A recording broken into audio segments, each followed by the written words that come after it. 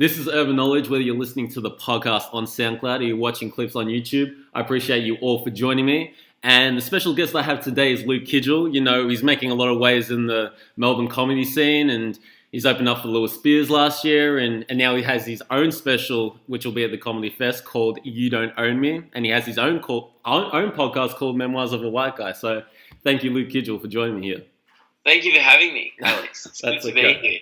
So, look, Memoirs of a White Guy, clear things up. I know it's not a white supremacist podcast, but I'll get you to explain it. That's the thing, though. Not everyone does know that. Yeah. Some people, I think I must have a few, white supremacist people who listen and then work out very quickly that it's not that. It's essentially, I always used to think it was funny joking about kind of and acknowledging how privileged I was. Yeah. And how privileged I am and the kind of community that and the upbringing that I've had. So I always find it's funny to joke about how easy it is to be a white guy in 2017.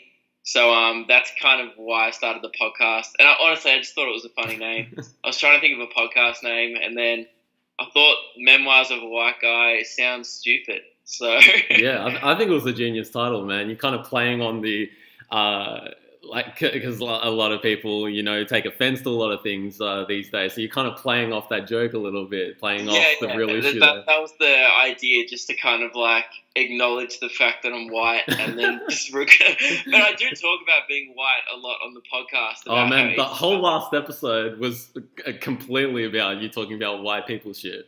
Yeah, pretty entertaining. I hate white people. I'm everything I hate. Yeah.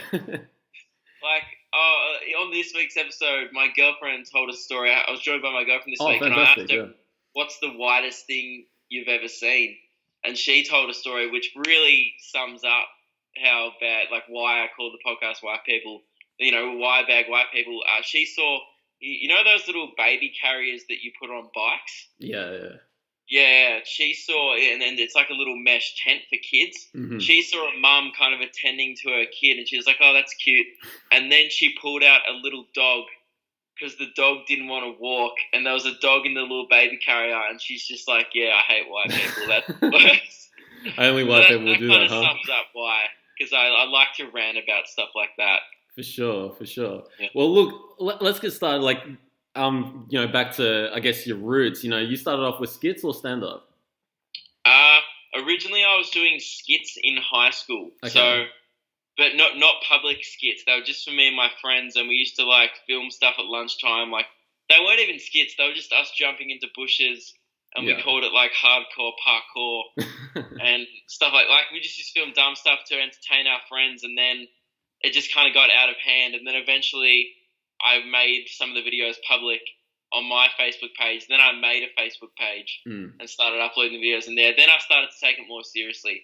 But I started to take the videos seriously pretty much about the same time that I started doing stand-up comedy. Okay. But I was doing videos before stand-up. But I always had it in my mind I wanted to do stand-up. Mm-hmm. I just didn't have the balls to do it for a while. Yeah. So when did you actually start stand-up? Was that a couple of years ago? June 2015. 15, right. So it was kind of weird. I saw my first ever comedy show in March 2015. The first time I ever went to a 1-hour stand-up show was at the Comedy Festival. And then 3 months later, I was doing it, which is a pretty quick turnaround it's deciding you want to do something, then doing it, I think. But it's good fun. I mean, I'm kind of the same with DJing, because I just saw a DJ playing locally at one of my cousin's parties, and I'm like, I always wanted to do DJing, but that was an instant thing for me. He's doing it, I can do it as well. So I guess I can understand that sort of spark and just get you into what you want to do. Exactly right.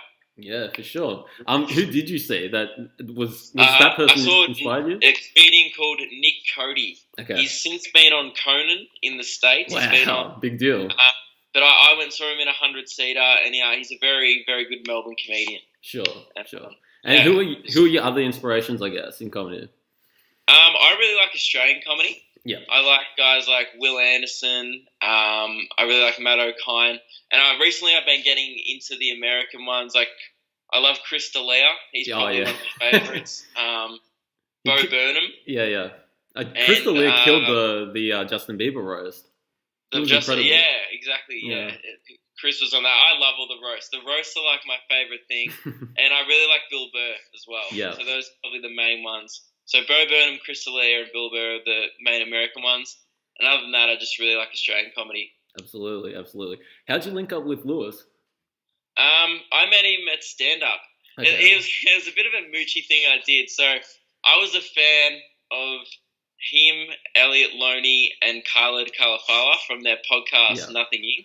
They used to have a podcast, and I was originally a fan of his stuff from Facebook, and I always thought it was hilarious that they were just ruining people's lives because I enjoy that too. Yeah. And I was doing stand up, and I was up to about I think I'd done 7 gigs at the time, and then I saw that they used to run a room in Springvale called Shisha Comedy. Yeah. And there was a spot open for that night, and it was like 6 p.m. and the night started in 3 hours, and they're like, we need another comedian. So I messaged the page knowing that they were going to be there. Mm-hmm. And then they were like, yeah, man, come down. And then I came down, and I did weirdly well. Like, I think I don't know, I was pretty nervous just meeting them all, but then I did well. Then they told me to keep coming back, and then I came back every week for like 22 weeks straight. Wow. That's how I got to know them. Mm. But originally I was like, I just want to meet them, and then I ended up becoming friends with them all, which was cool. So yeah, it sounds like you kind of groupied out at the start. Sorry? You kind of like groupied out with them at the start? Oh, yeah. At the start I was kind of freaking out. And like Lewis, he's an asshole. He introduced himself, he's like pretty much one of my best mates now. Yeah. But at the start, he introduced himself to me 3 times. Like every week, he's like, hey man, I'm Lewis. And I was like, yeah, we met last week.